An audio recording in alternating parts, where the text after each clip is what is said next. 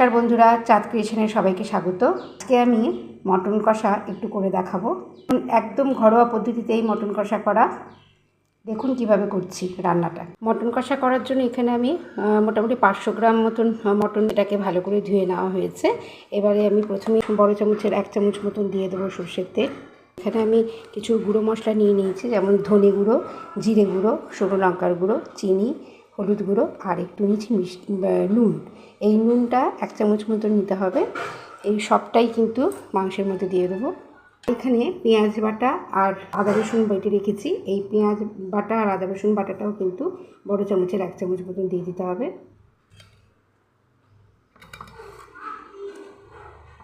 তো জিনিসটা কিন্তু খুব ভালো করে ম্যারিনেটের জন্য খুব 1 ঘন্টা মতন রেখে দেবো। করার জন্য দেখুন আলু কেটে নিয়েছি, এখানে 5টা আলু দুফারি করে কেটে নিয়েছি। আর নিয়েছি পেঁপেটা দিয়ে করবো আজকে। পেঁপেতে কিন্তু মটন খুব তাড়াতাড়ি সেদ্ধ হয়ে যায়। কড়াইতে আমি দিয়ে দিয়েছি তেল। কিন্তু আমি আলুগুলো একটু ভেজে নেব। লাল দিয়ে দেবো নুন আর দেবো হলুদ। নুন আর হলুদ দিয়ে প্রথমে আলুগুলো একটু লাল লাল করে ভেজে নিতে হবে। আর এতে দিয়ে দেবো তেজপাতা, মশলা, এলাচি, লবঙ্গ আর দারচিনি। বড়ো সাইজের 3টে পেঁয়াজ ভালো করে পেস্ট করে রেখে দিয়েছিলাম, সেটাই দিয়ে দেবো।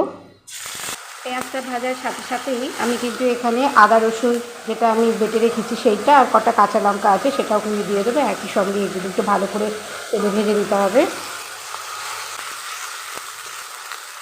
পেঁয়াজ আর আদা রসুন ভালো করে একটু ভাজা ভাজা হয়ে গেছে। এবার ম্যারিনেট করা ছিল এই মাংসটা কিন্তু পুরোটাই এর মধ্যে দিয়ে দিতে হবে। মাংসটা ম্যারিনেট করার সময় এখানে আমি ধনে গুঁড়ো, জিরে গুঁড়ো, হলুদ গুঁড়ো, লবণ সবই দিয়েছি, কিন্তু তাহলেও আমি আরেকটু দেবো, কেননা ঝোলটা একটু ঝোল ঝোল হবে। কষা হবে ঠিকই, কিন্তু একটু ঝোল ঝোল কষা কষা হবে। তার জন্য আমি এখানে আরও একটু মশলা কিন্তু অ্যাড করব। এখানে ধনে গুঁড়ো, জিরে গুঁড়ো, হলুদ নুন আবারও রেখেছি। লঙ্কার গুঁড়োটা অবশ্য এটা দিয়ে মেখেছি এবং কাঁচা লঙ্কাও কিছু দিয়েছি, সেই জন্য দেবো না। সময়তেই কিন্তু পেঁপেগুলো দিয়ে দেবো। পেঁপেগুলো দিয়ে খুব ভালো করে আমি কষবো, একটু ঢেকেই কষবো। দিয়ে দেবো একটা টমেটো, এখানে আমি দেখুন একটু পেস্ট করে রেখেছিলাম, সেটা কিন্তু পুরোটাই দিয়ে দেবো। খুব ভালো করে মাংসটা কষে নেব যতক্ষণ না পর্যন্ত তেল ছাড়ছে।